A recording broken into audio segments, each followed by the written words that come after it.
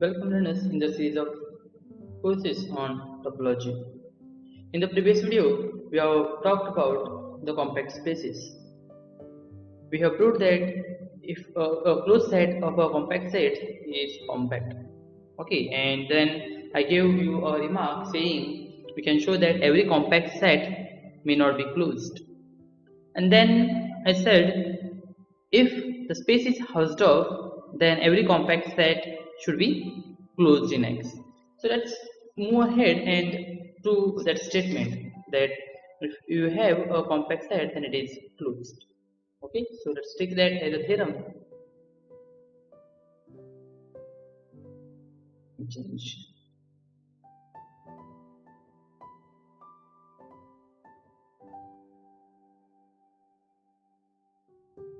Theorem. If X is compact, X is Hausdorff,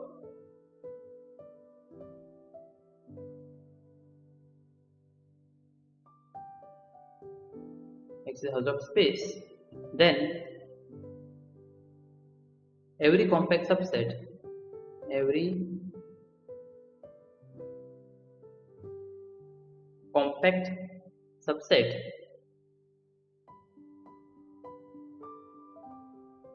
of X is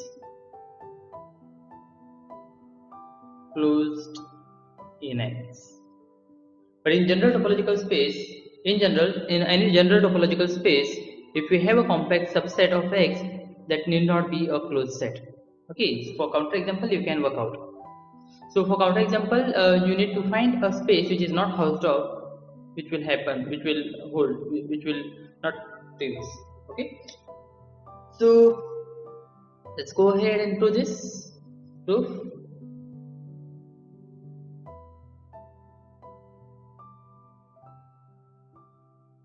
So first let us take a compact subset. Okay, so let K be compact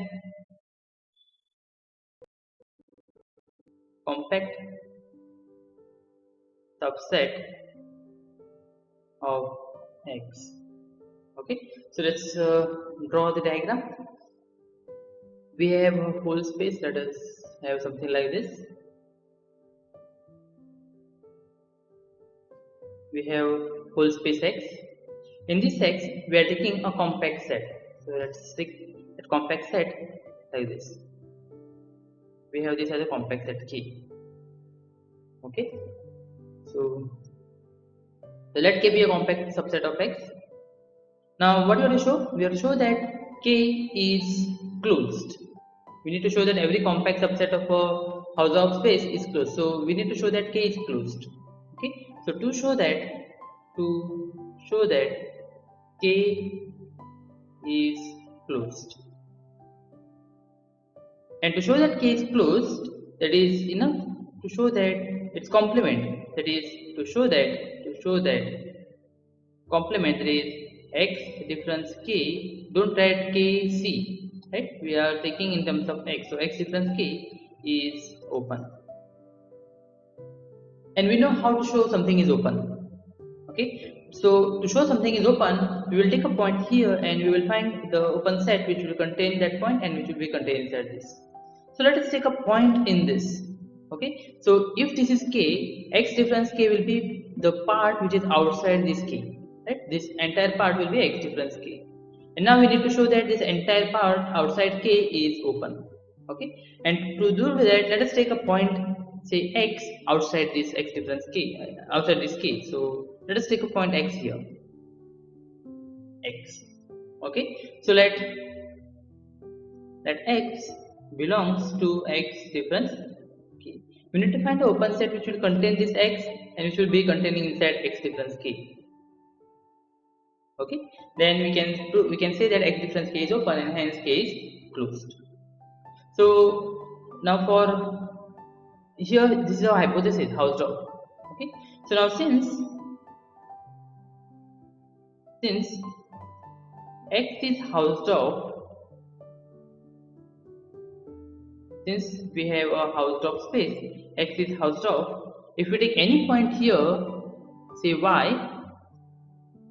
if we take any y in K, so this x and y are different points because x is outside K and y is in K. So since it's Hausdorff, they have disjoint neighborhoods.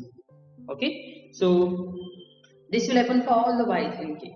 So for all y in K, for all y belonging to K, there exist neighborhoods, right? So there exist, say, neighborhoods. We will have a neighborhood of x here and neighborhood of y which will not intersect, right? Now when you say neighborhood of y, it may be inside the topological space, subspace topology. Okay, we are not interested in, but what we know is this: they will not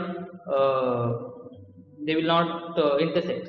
Again, if you take another point y, let's take something else. If you have another point y here, then this neighborhood,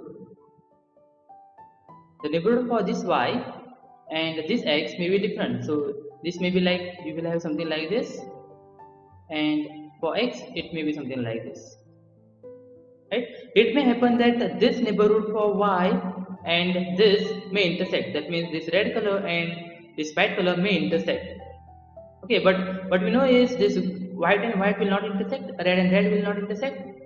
Similarly, for other things will hold. Okay, so for all y in y, there exists a neighborhood. So for doing that operation, say u x, it depends on this x, and it depends also in y.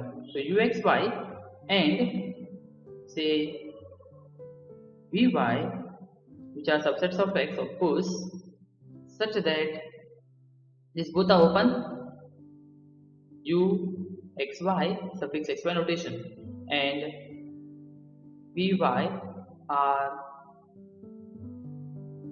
open in x, and not only this, the intersection is empty, and u x y intersection with v y will be empty. And remember, this will hold for all the choices for y. As I said here, if y is here, you will get some vy and uxy. If your y0 or y1 is here, you will get some ux1 and y1. So v1, vy1. Okay. So if we see, these are all the open sets, and for each y in K, you will get a open set. Okay. So if you take a union of all those uxy's, you will get the cover for K. Okay. So for that, but here we are not yet said what is ux and vy, right? Are open in X. Let me just put it again.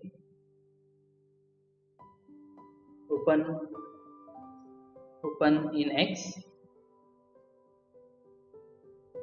X belongs to u x y,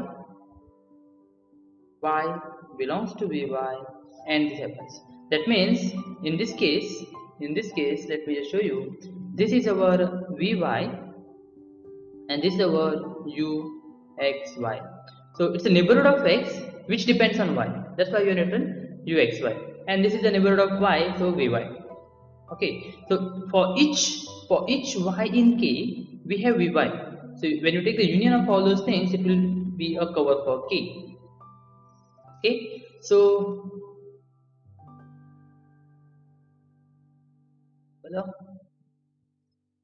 the intersection is empty. Now if you take the cover, say vy, such that y belongs to K, this will be a cover for K, right? This is all are open sets, so open cover for K in X, all are open in X, right? So in X. Now what we have, our hypothesis is K is compact. Our hypothesis is K is compact. So we have K is compact and we have an open cover for K. This implies there exists a finite subcover, right? Now since since K is compact,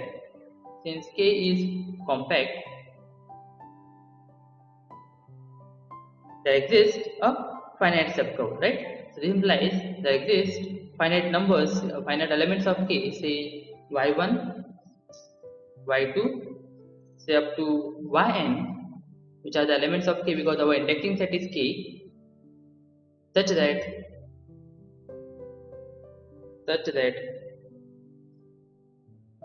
K will be contained inside union I from 1 to n, so 1 to n v y I, right? Because K is compact, we got the finite subcover. So the situation is over here something like this. So this is a cover, this is a cover. If we have a point over here, then we will have some other cover corresponding to this. Also, we will have this side. Okay. Okay. So let's move here and see what happens. So we have this finite subcover, right? Now let us take set. Say neighborhood of x, that is ux, is equals to intersection of all those summation I from 1 to n u x y I. Okay, understand. Now here we have y1, y2 up to yn, such that this k is a subset of this, right? This covers k. Now corresponding to vy1, we will have ux y1. Corresponding to vy2, we will have ux y2. So take all those sets this side. You take all those sets this side, which are the neighborhoods, like this, and then since we have finite here, there will be finite here, and then take the intersection of all those sets. Okay, that's what we have done. So let us set ux is equals to intersection ux yi, and of course this will be subset of all these ux yi, right? Because we are taking intersection, that will be subset, and this happens for all I from 1 to up to n. So remember our aim. Our aim is what? Our aim is to show that K is this x difference K is open, and to show that we have taken a point over here. Now we need to find the neighborhood of that point. And if you see here, we have uxyi's which are open, and finite intersection of open set is open. That means ux is open. Each of these uxyi's contains x. That means this will contain x. Okay, so let us write. This implies ux is open, that is the neighborhood of x, open, and x belongs to ux. But we are not done yet. We need to show that this ux is completely inside x difference k. That means now you need to show that this ux, the intersection of all those elements is, and the intersection of that with k is empty. That means it will be inside the complement of k. Okay, so to prove that, it's very simple. So to prove that, let us take claim ux intersection with k is empty. Okay, why it is so?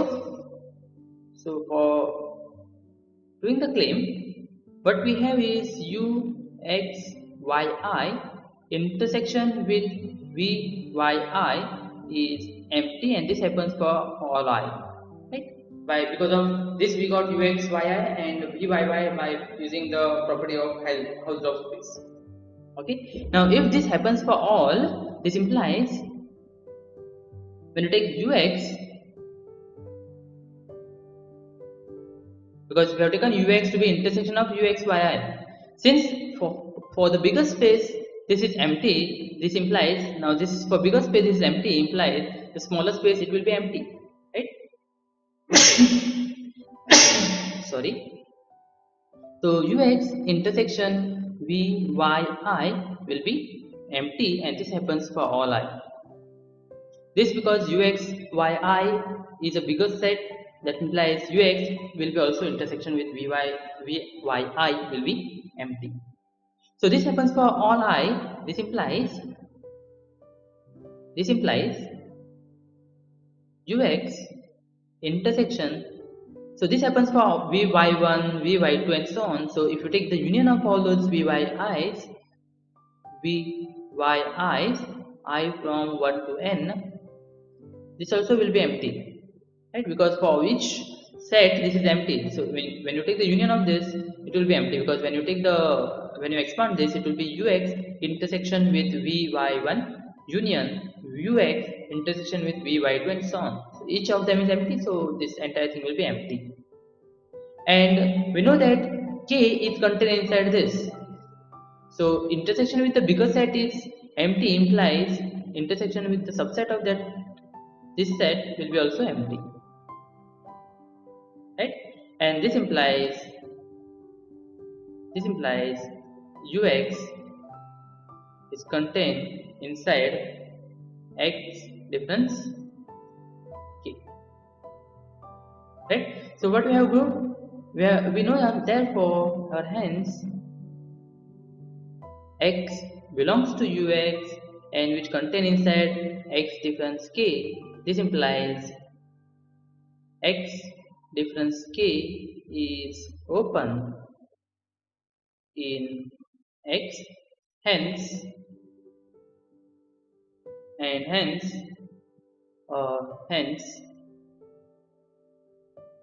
k is closed in x. Okay, let's recall what we have done.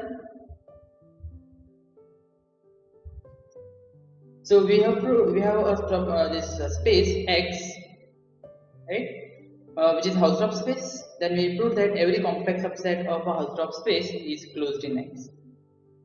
Okay, and as a corollary, we know that R with zero topology is Hausdorff.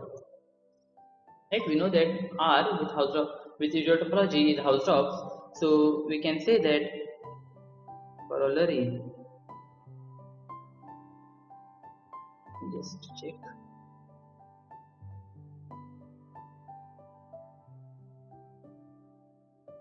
Every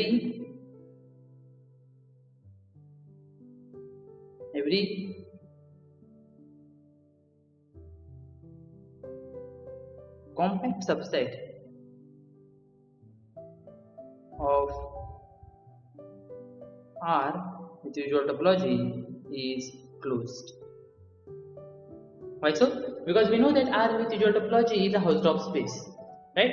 And just now we proved that in a Hausdorff space, a compact set is closed. So by using these two results, we can say that every compact subset of R with usual topology is closed. Okay. Also, we can show that if you have a matrix space, then for a matrix space, if you have a compact set, then it has to be bounded. Okay, let's prove that also here, which is very short theorem. I need to change this pen tip. So that, let's see, theorem, very fine.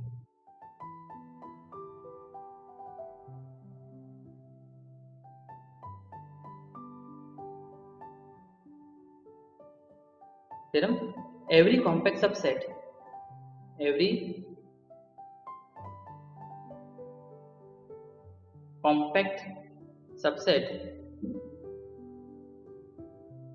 of a matrix space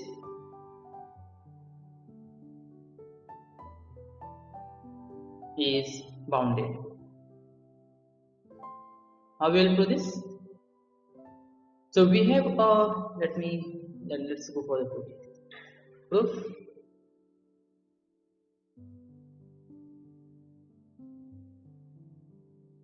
So let us take this matrix space first. So let X be a matrix space. So we have a matrix on this space X,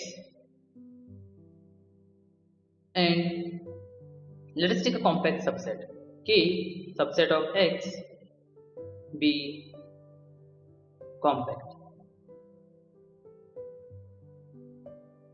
Okay, so what we have, we have a space X. We have, let me change the color.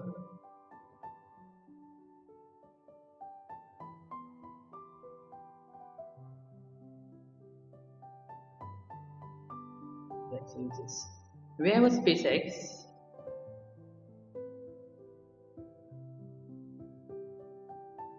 Okay, this is X, and inside X we have K. So let's take somewhere K here, which is compact. Okay, now what we need to prove is this K is bounded, and in a matrix space we say that this K is bounded if there is a point X in the space X such that this K can be put inside the neighborhood of that X. Right? There is some r greater than 0 such that ball around X of radius r will contain this K. Okay, so for that let us take some x0. So let us take some x0 here. The x0. Okay, so let x0 belongs to X. Now we need to find a radius, some sufficiently large radius such that ball around x0 of radius that r will contain inside K, and that happens over here. Why we will see, because this K is compact, so that will be we will take in consideration. So let's consider. Let us take all these balls around x0 of radius r such that this r is positive. Radius is always positive. It cannot be 0. R is a distance. It can be 0 as well, no problem. So here let us take a point. If y belongs to K, let us take a point y here. Then of course distance between x0 and y is positive, right? Or it may be, if x is equals to y, it can be 0. So if we have this x0 is here and y is here, then this y will belong to ball around x0 of sufficiently large radius. And what radius you will take? We will take the distance between x0 and y, that is distance between x0 and y, and plus we will add 1 to it, right? So we have distance between x0 and y plus 1. Then when you take the ball of that radius around x0, of course this y will be inside x0. Okay, so this implies what? This implies for each y in this we will have a cover, correct? So this implies ball around x0 of radius r, where r is greater than 0, is all are open, so is open cover for K, right? For each y we will take the radius. So for each y we can find the radius for which this y will be in the open ball. That means when you take the union of all those open balls, that will cover K. Okay. Now since K is compact, we have a finite subcover, correct? So since K is compact, we have a finite cover, right? So this implies there exists some r1 finite numbers, r2 we don't know how big they are, say rk which are greater than 0, such that this K will be contained inside union I from 1 to K ball around x0 of radius ri. Okay. Now, by the way, remember our aim. Our aim is to show that this matrix, this set K is bounded. So now, what radius we will take so that this K will be contained inside the open ball? That is the main part. So we have for some here we will have some x0, then we will have some another here open ball, then again we will have something like this, something like this, something like this. And since K is compact, we know there are finite numbers. So what radius you will take so that this will be contained inside the open ball? take the maximum of these Ri's. So let us take R is equals to maximum of all these radiuses. So there is radii, say R1, R2, Rk.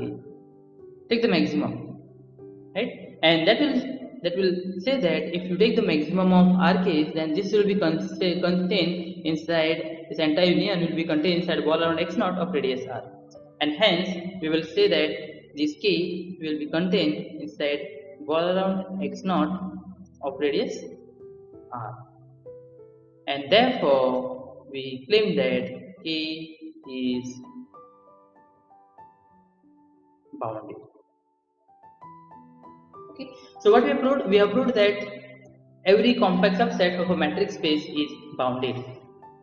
Okay, and as an example of this theorem, we can say that if we have, as an example,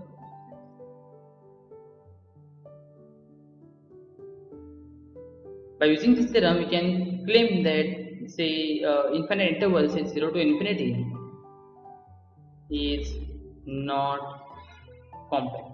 Why so? It is not compact. Subset of R with usual topology. Why? Because we know that by this theorem, every compact subset of a metric space, right? We know that R with usual topology is also a metric space. So defined by the matrix D, Euclidean metric, you can say. So a subset is compact, then it has to be bounded. But in this case, this set is not bounded, so it cannot be compact. Okay. Also, by using all these results, what we have done in last 2-3 theorems, we can take that as a corollary, and we can give a if and only if statement. So if you have a subset of R with usual topology, a subset of R with usual topology is compact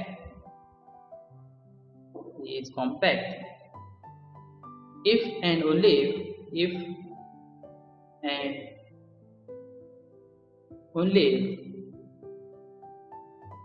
it is closed. This is what we have put in the last theorem, and bounded. This is what we put in the present theorem. Okay, so a compact, then it is closed. We have already proved in today's lecture itself, and bounded also it is proved just now. And if it is closed and bounded, then it is compact, that is proved in the last videos. So combining these two, three results, we can say that a subset of R with usual topology is compact if and only if it is closed and bounded. But in general, this is not true, right? In general, that is not true. So remark, in general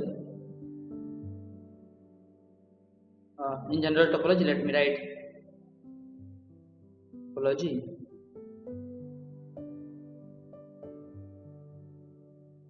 It is not necessarily true, that closed and bounded subsets are compact. But if you have R with usual topology, it is the case, right? A subset of R with usual topology is compact if and only if it is closed and bounded. But if you take any other general topology, this is not true. So if you have a closed and bounded set, that does not imply that it is a compact set. Okay, you can work out, we can go for the discrete metric and do the results for that. Okay, so I guess this will be enough for today's video. In the next video, we will see some continuous image of compact set is compact or not. Okay, so till then, stay tuned and stay safe.